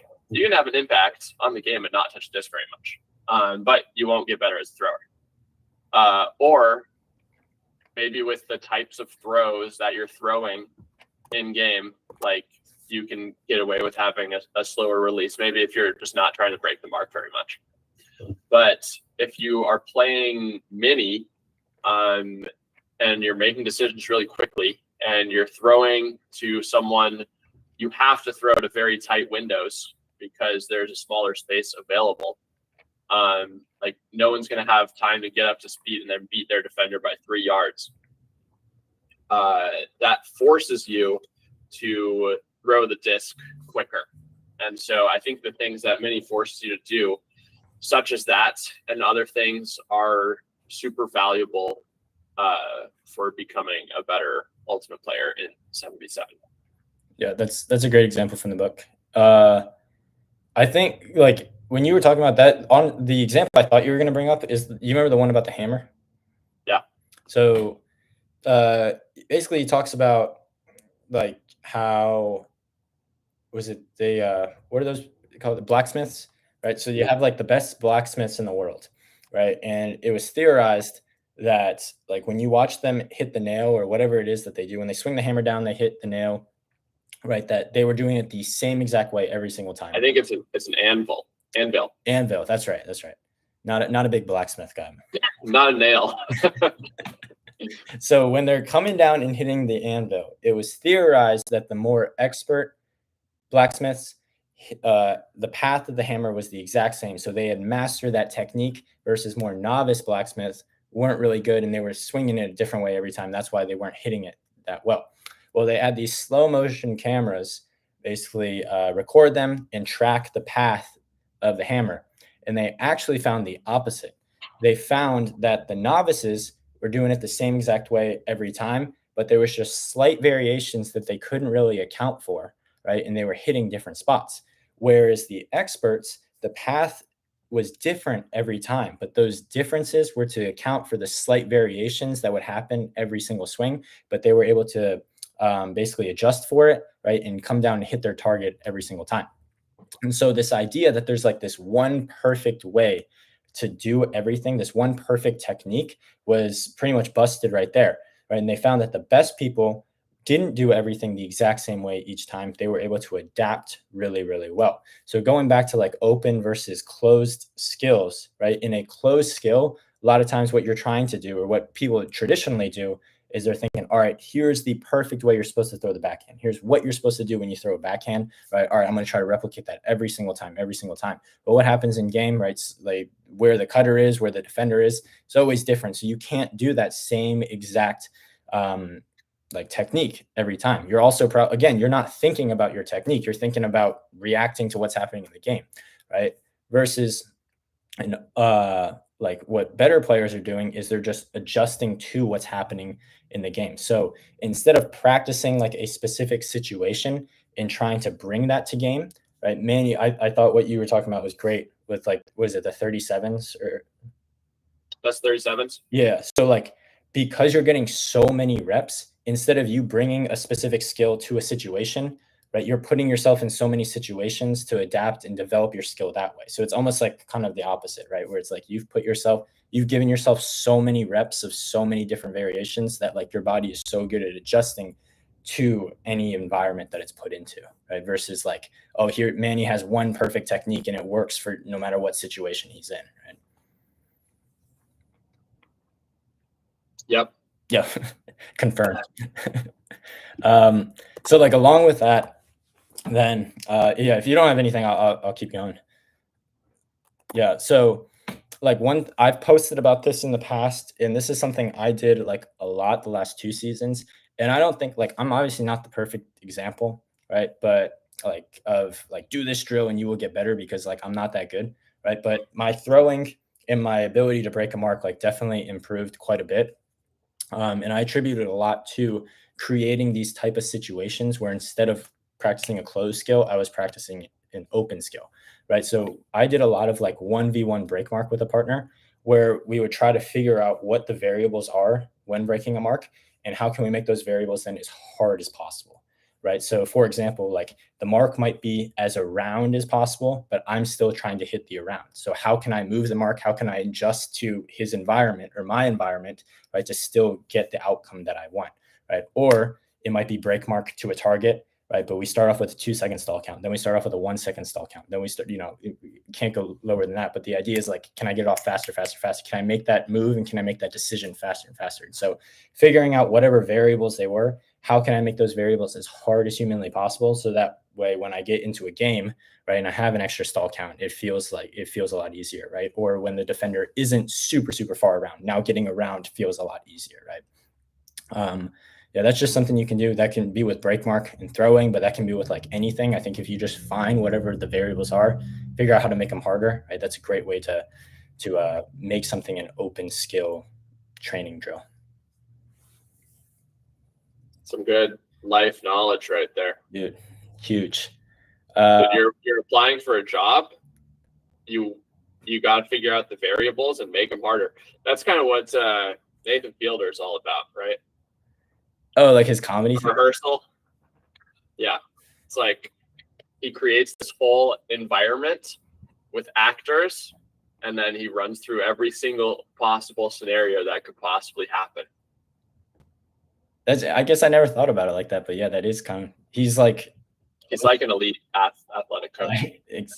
He must have read the book. That's what it is. Definitely. Cool.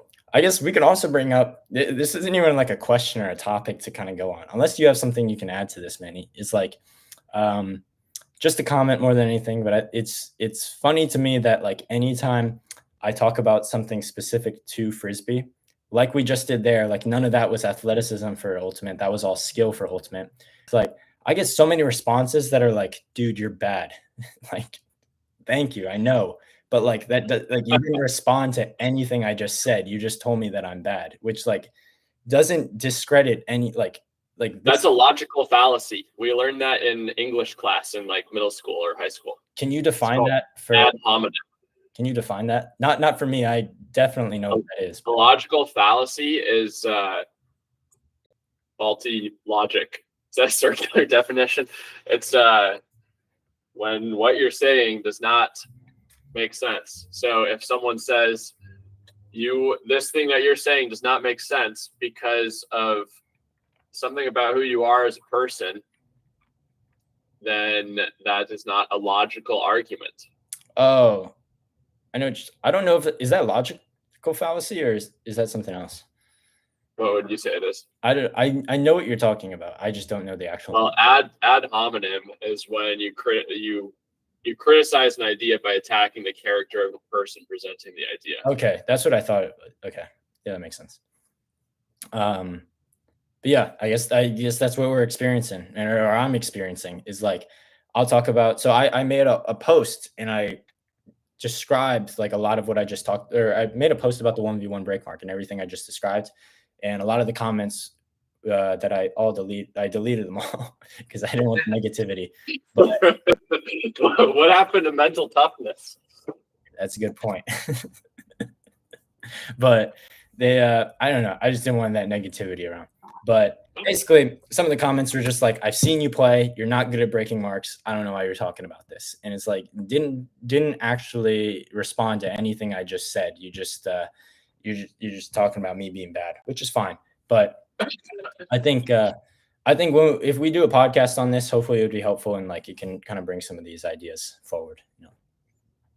If you want to be results oriented in your analysis, then you should look at where Justin was when he started playing Frisbee or before he started training his throwing. Yeah, if you thought if you think I'm bad now. Oh boy. Look at the film review we did, the before and after. Yeah, I cringe at that now. Cool. Should we move on to the last one? I got to the upper body one. Should we do that? Yeah. Cool. So I don't think I have a lot to say about this. If you have questions, let me know. This would be helpful if you question me. But I made a video about upper body training for ultimate Frisbee, and surprisingly, I actually got a lot of not negativity, but like a lot of people kind of disagreeing with it. And so realized that I probably was not as specific or detailed as I needed to be, as nuanced as I needed to be, especially on YouTube, right? And on Instagram, I can get away with that because it's a 30-second clip, right? You really can't get that detailed. But on YouTube, definitely need to be a lot more specific, like I do with the podcast, right? The podcast, I can just talk like I'm doing now for an hour and get in a lot of detail, but can't really do that on YouTube too much. And so just generally speaking, right, my thoughts with upper body are I actually don't think upper body training for ultimate is that important. And I'm realizing that this is a hot take because, right, let's break down the reasons that you would train upper body for ultimate or in general, right?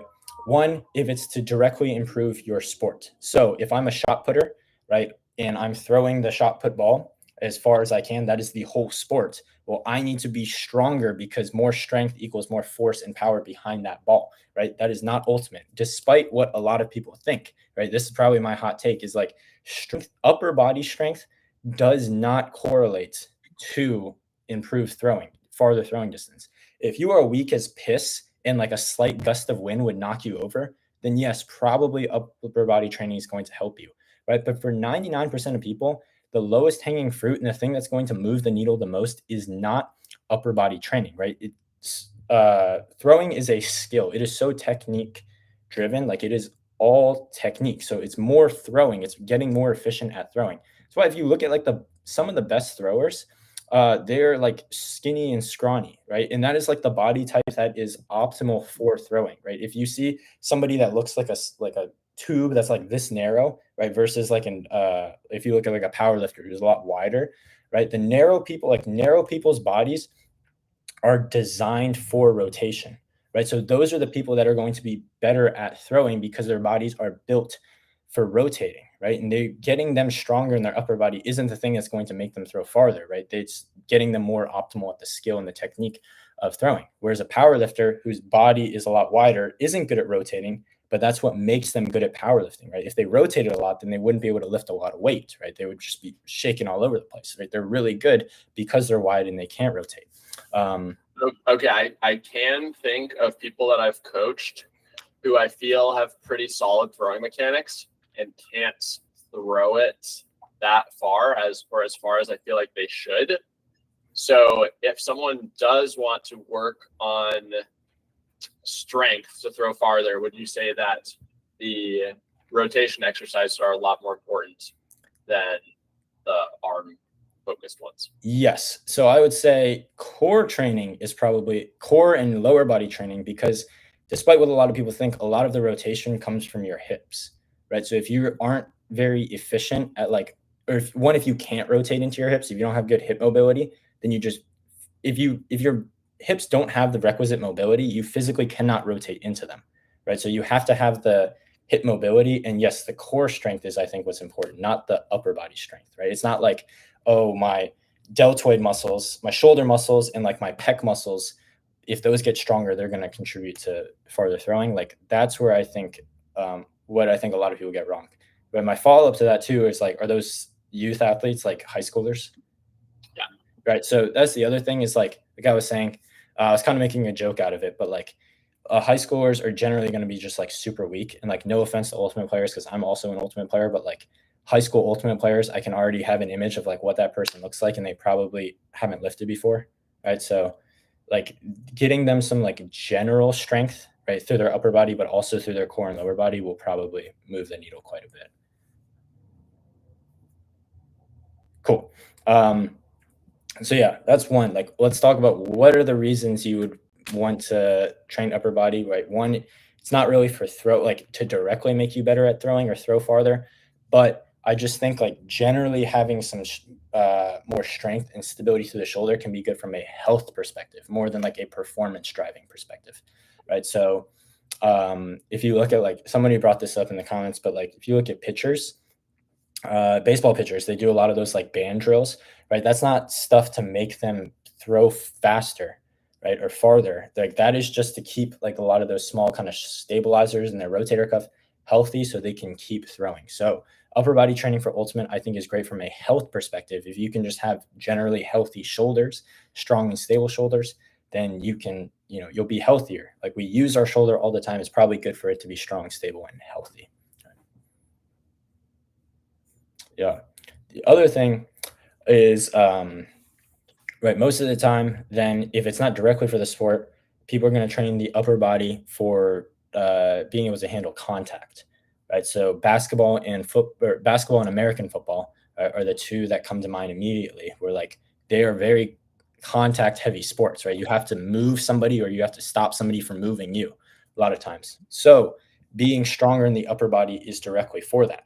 Ultimate's a non-contact sport. I mentioned this in the video, but like there's situations, especially at the highest level, where like contact is important, right? And like you're going to see more physicality at the higher levels, right? But it's like I don't need to be able to bench 225 for reps to be able to fight past somebody on an upline, right? Like that's not the reason. I shouldn't really be training that. Like there's better like allocation of resources and time, right, to other things than like getting stronger in the upper body simply to handle contact, right? And a lot of times too, if you're just doing some general upper body training, for health, like that's going to take care of a lot of it, right? Like, as far as like a contact perspective. Also, if you're again doing the core training and the lower body training, right? Lower body training a lot of times is a full body exercise. Like if you have a barbell on your back and you're doing a squat, every single muscle in your body is tensing, embracing, right? So you're still getting a little bit of upper body with that. Just like I would never call a back squat a lower or an upper body exercise, but it's like a full body exercise, and that can help you with handling contact and things for at least what we need in ultimate. And so, yeah, I really think like, and this is another thing that I think ultimate, like going back to ultimate players are bad at distinguishing variables. there's things for performance and there's things for health, right? Like not all lifting is just to get bigger, faster, stronger, right? A lot of lifting is also just for health, right? And when we talk about like injury prevention exercises, everybody just thinks about like mini band walks and like single leg stability on a Bosu ball, right? But like doing a squat and a proper squat, right, is a health exercise because you're getting your body, you're getting good at bending into these deep positions, getting strong down there, being able to handle force and be resilient down there, right? Like that's a very, very important thing. Yeah, like even just doing like plyometrics, like you were talking about before, like that's, you know, we're doing these like max effort jumps or these bounds or whatever. Like we think about these as a performance exercise, but they're also an injury prevention exercise of sorts, right? Or a health exercise because you're getting your body used to handling those type of forces, right? So that when you do it in game, it's not the first and only time you've ever done it, right? Your body's used to it. So yeah, I think like training, like even if you're getting stronger and you're seeing improvements, like if these high schoolers are seeing improvements in their throws, that's great. If you're seeing improvements in being able to handle contact, that's great, right? But a lot of times it's more from a health and kind of injury prevention standpoint than it is like a performance enhancement standpoint. I see James said some stuff. I'm going to read through it. That's an interesting take. Tennis players are similar. If you see them in person, they're strong and bigger than the upper body than you'd expect. Ultimate players tend to lift just to lift, but don't know what to do that will actually help. Totally agree.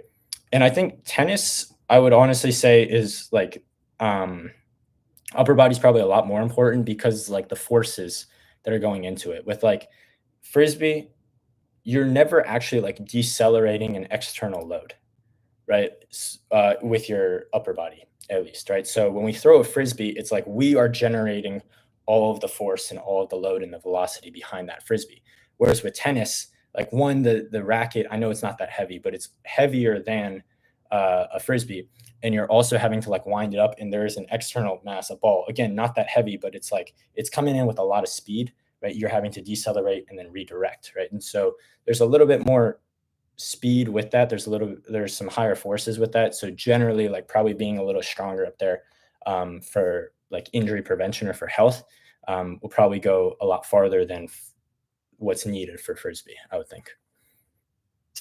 Yeah, I feel like tennis probably has a much greater load on your shoulder than throwing forehands and backhands. If you threw only hammers and ultimates, maybe it would be more comparable to tennis. But I mean, I am not a tennis expert, but I would surmise that there are a lot of shoulder injuries in tennis because whenever you hit a hard shot, you're rotating through it so violently. Yeah, I mean, there's tennis elbow, which is like the inflammation of like the flexor on your forearm here, which like Frisbee players would get. Yeah, exactly. So yeah, Frisbee players will get if you're throwing flicks a lot, or like I remember when I would flick pull a lot and pick up, and like I would start to get a little bit of like some early onset tennis elbow just because it's like you're just eating that thing. Yeah, but also if you're playing 7v7, how often are you going to be throwing hucks? Right. Probably not very often. When I play a tournament, like a whole tournament, I'm throwing maybe like one huck a game on average. Maybe two. Like, so that is not that much load on my arm and shoulder. Because like really if I like to experience pain, I'd probably have to go out and practice throwing like 50 hucks in a row, and then I'd get kind of sore. Yeah. And I think that's a good point too, because like, but tennis players are hitting it so hard. Yeah. And like that's their entire sport, right? Whereas like Frisbee, there's so many other things going into it. Like if a tennis player said they only hit it like twice, you'd be like, wow, you're so bad, like because you didn't play, probably, right? Like, but yeah, I think to that point too, like if you're a player who does huck it a lot, right, then we have to backtrack and look at like, well, you probably because you've thrown a lot, you're a good thrower, you throw a lot in practice. Like your body is so used to all the reps that you probably had to do to get to a position where you could do that, right? It's not like you're gonna wake up one day and like suddenly be asked to throw 200 hucks and like crap, like I start weightlifting for this, right? And so like your body's probably used to it and like your shoulder's able to handle that load because you've done it so much in practice and like you gradually ramped up to it.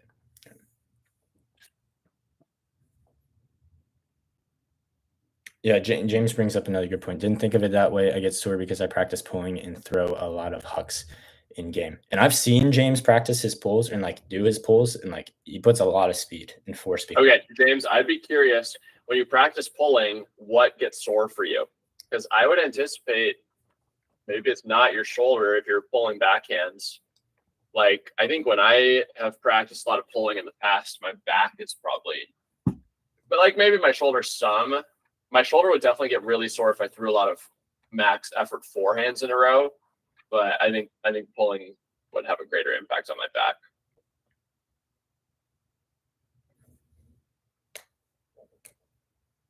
Usually shoulder. All right. Well, interesting. You have to look at too, like, it's with something like super high velocity.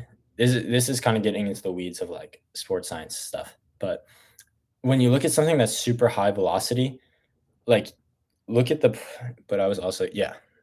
Oh yeah. James comes from a background of tennis, which like makes sense that like his shoulders are probably super, super resilient. James, do you play pickleball now? I'm going to look him up on my pickleball rating app. I'll see if he's playing any tournaments.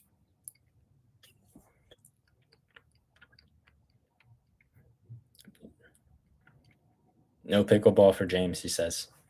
It's a bummer. I bet you could be good. I want to see James versus that NFL guy. In pickleball? Yeah, in pickleball. And in Frisbee. I played against a former NFL player in pickleball in a tournament in December. Were they good? Cliff Averill. He was a very good NFL player. Not good at pickleball. So he was playing much higher than his skill level, but his partner was like a literal pro player who was playing lower than his level. So their average skill level was at the level you'd expect for this tournament. But basically, I just hit it. I just like relentlessly attacked Cliff Averill. Like I would just hit it hard at him as much as possible, and he couldn't really handle that.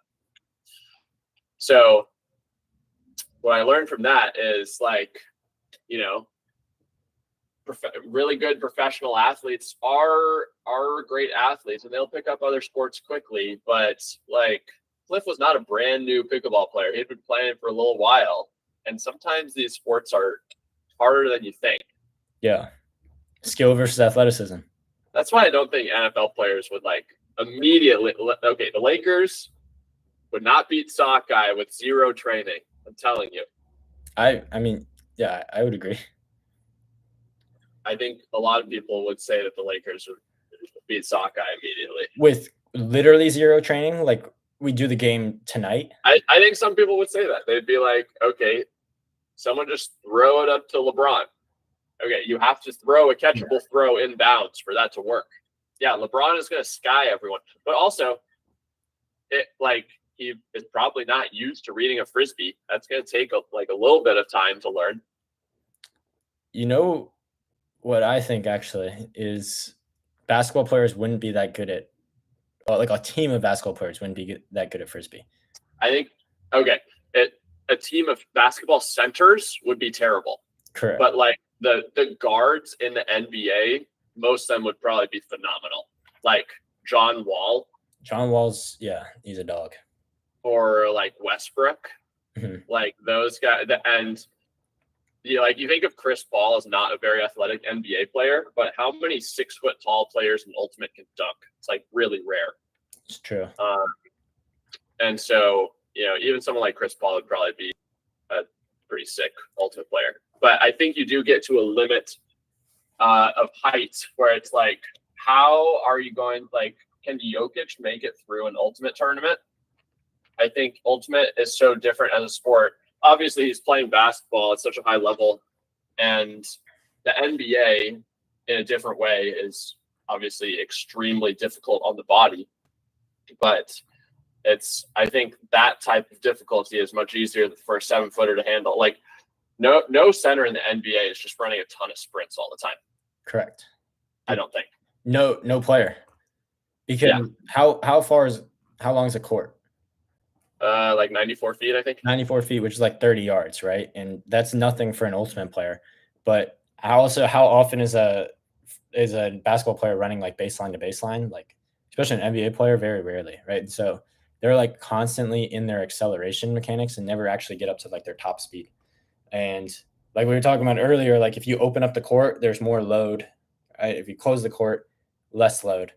And so like basketball players, I agree, like just would not be used to the demands. Now they're NBA players, so they're like professional athletes, so they'll 100. In my opinion, they'll definitely be resilient enough to make it through a tournament.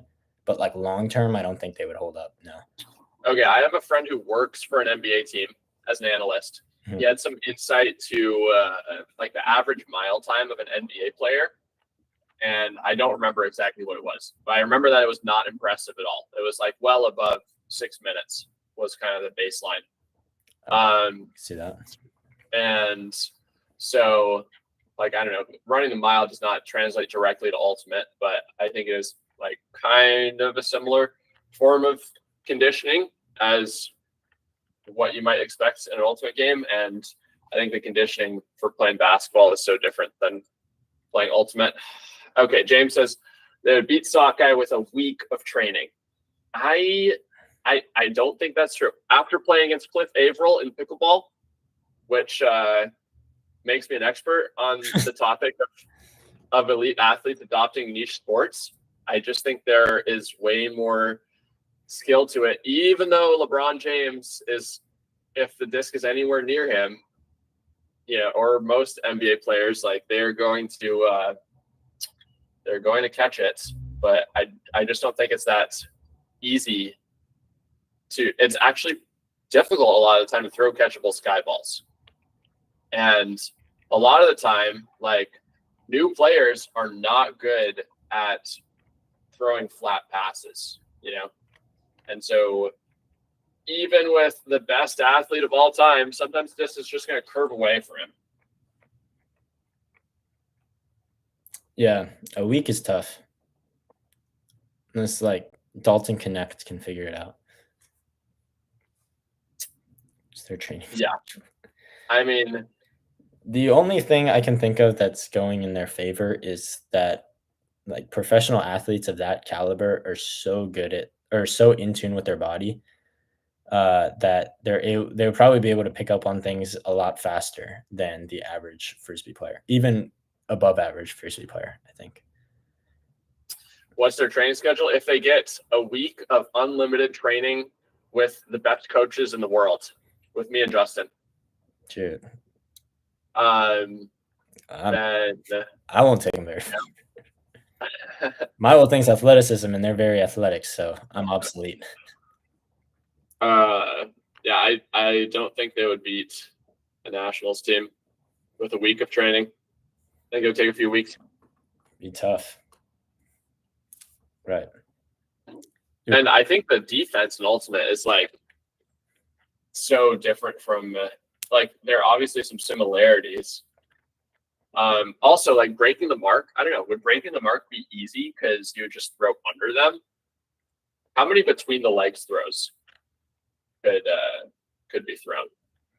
Probably quite a lot. I think if they play, if like recovery and being tired isn't a factor, and they played every day, I think they would. I'd give them a month, and I think they could beat Sockeye. A month, yeah. I think most people would say that it would take a lot less than a month. Yeah. Cool. You think should we wrap it up there? Yeah, I guess so. Does James have any more interesting questions for us? James has some good stuff.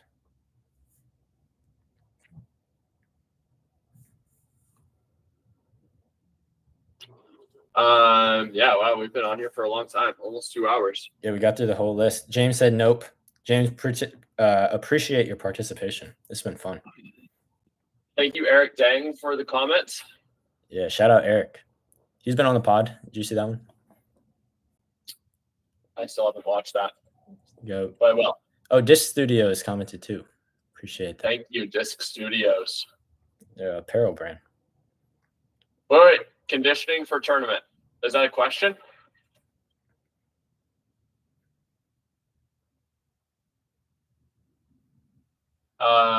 Sci-fi care 2, you have 30 seconds to put that in the form of a question before we log off. I think I know what they're saying. I can. Okay. I mean, Go ahead. yeah. Yes, it's a question. How to condition for a tournament? That's what I assume. I'll go with that. So, tips. Okay, perfect. So, first thing I would say is, like Manny was saying, right? Oh, and I forgot to mention this. So, like Manny was saying, I think just playing, and I've talked about this before too, playing mini, any sort of frisbee is going to be the best conditioning. It's kind of a cop out, right? Like go play more ultimate to get better at like conditioning, right? But it truly is like you can't. A lot of people try to replicate ultimate in like conditioning workouts or intervals or whatever it is. But the best conditioning for ultimate is just to play ultimate. Right now, the big caveat to that, the big disclaimer is you can't play tired or you can't come down when you're tired. Right. So I think a lot of people are like, oh, like I don't have to run. I can just play ultimate, bet. And then they'll play, but when they get tired, they don't cut. They play lazy defense, right? So they're just kind of jogging around. And it's not actually a good conditioning workout, right? So make sure you're still pushing yourself hard, right? You're still going at 100%, even when you're tired, like going at 100%. If you have a watch or a heart rate monitor or something where you can see your heart rate, right? Your heart rate should be up there, like 160, 170, 180. B Ultimate put out that video of Marquez Brownlee, and he was wearing his Garmin or whatever during a game. His heart rate's at like 180 the entire time, right? So you got to make sure your heart rate is high to actually get to that conditioning stimulus. Now, from there, depending on how much you're playing, I think is how much you can add in more conditioning, right? So if you're in season and you're already practicing a lot and you're playing a lot, right, you probably don't want to add more like on your feet cardio on top of that. So, like if you're playing 4 or 5 days a week, right, maybe you want to add biking like one extra day. So that way you're getting conditioning, but you're not on your feet, right? If you're in the off season and you're playing a lot less, well, then you can do a lot more conditioning. How would you train for a 2-day tournament with 30 days timeline? The conditioning that I've felt like that I've done in the off season. Okay, the smoothest transitions from off season to season for me in season probably has been conditioning like some kind of interval. So shuttles, like when I feel like I'm in really good shape, it's probably because I've been running a lot of shuttles. So maybe like 22 cones, 25 yards apart. You run that 3 times, then you rest for a minute, and you do like 6 sets of that. And then you ramp it up. I mean, Justin's had me do stuff like that before. Maybe like 50-yard shuttles, go back and forth 3 times. So 300 yards total. And then you do like 3 or 4 sets of that. And then just maybe you start with like 2 minutes rest in between each set. And then you go a minute and a half rest in between each set, then a minute. But how to prepare for a 2-day tournament with 30 days of a timeline is a bit of a difficult question to ask without knowing the baseline that you're at right now. Because if we say do this conditioning workout and you haven't run or sprinted in months, then you'll probably just get injured really quickly. So whatever you're at right now, push yourself hard, and then give yourself some rest, and then push yourself hard again, and then probably just keep doing that for the next 30 days. What I like too is kind of a rule, right? So maybe for you, like Manny's saying, we don't know your baseline, so it's hard. But let's say, right, like a good rule of thumb I like is you should have 4 conditioning workouts a week. Now, how those 4 are made up can be different each week, right? So let's say you're playing pickup twice this week, right? So boom, that takes care of 2 of our conditioning days. So now you have 2 more conditioning days that you have to make up on your own. That can be shuttles, like Manny was just saying. That could be you could go out on a 30-minute run, right? You could do a 30-minute bike, whatever it is. We need 2 more conditioning days. So we get 4 total in that week, right? Now, if there's a week where you play pickup and you practice and you play ultimate 4 days in that week, that's all the conditioning that you need for that week, right? This is very general, right? This might be, if you haven't been working out at all, right, then maybe we just do 3 because we don't want to overdo it, right? If you're already in really good shape, maybe that's 5, right? But whatever it is, right, have that number and make sure you hit that each week, right? Again, it can be playing, it can be your own conditioning workout, shuttles, going on a run, whatever it is, just try to hit that goal each week. That's a lot of conditioning days. If you Are you worried with 4 or 5? Are you worried that you don't get a rest day after each conditioning workout? Not really, because if you kind of like undulate the intensity of it, then I think it's okay, right? So if you do like if you practice, which is high intensity conditioning, then the next day you do like a low intensity bike, right? You're gonna feel fine for practice the next day, right? But that's 3 conditionings right there. Play 1 day of pickup, 1 day of league with 3 days, 20 minutes of PT. I play 1 day pickup and 1 day of league a week with 3 days, 20 minutes of PT. Yeah, so if you're already playing Ultimate twice, then I would add just 2, maybe 2 more conditioning on top of that, right? And that can probably be some of your higher intensity conditionings too, right? Maybe 1 day you're doing the shuttles, like Manny said. So that way, right, pickup, league, and then that high intensity shuttles, like those are 3 pretty high intensity conditioning days. And then you can add 1 more conditioning day on top of that. Then it's maybe like a longer run where it's like hard conditioning, but it's, it's more steady state. It's not like super, super intense, right? So that leaves you with 4 conditionings a week. But again, don't overdo it, right? If you start to feel way too tired, if you start to feel shin splints or anything like that, right, cut down on it. You don't want to go into the tournament like way more beat down than you could be. Daniel, probably last question here. What do you think separates the elite players from good ones? There's so many things that go into this answer. Like, think of every single skill that you have in Ultimate. Throwing, there are a million types of throwing. You can throw hucks, you can throw breaks, resets. Defense, there's so many types of defense. Help defense, tight one-on-one defense, handler defense, cutter defense. Other like offensive cutting, you can be good at catching unders, you can be good at catching deep passes. All the skills in Ultimate, but I guess the thing that separates the elite players from the good players is that they do at least one of those skills really, really well. And if you want to be on a team that goes to nationals, then you have to have a defined role on that team as like a great deep receiver or a great pucker. And then, you're going to have weaknesses in your game as well. You want to avoid deficiencies. So like if you're a great deep receiver, you don't want, like, you can be not the greatest thrower in the world, but you're probably going to be backs and made to catch unders. So you need to be really consistent at throwing resets. So combine having really defined strengths with not exploitable weaknesses. That's what creates the elite players. Huge. Hopefully that was good, Daniel. Cool. Sweet. Should we leave like 30 more seconds for any more questions? Sure. Yeah. Good luck at regionals, Daniel.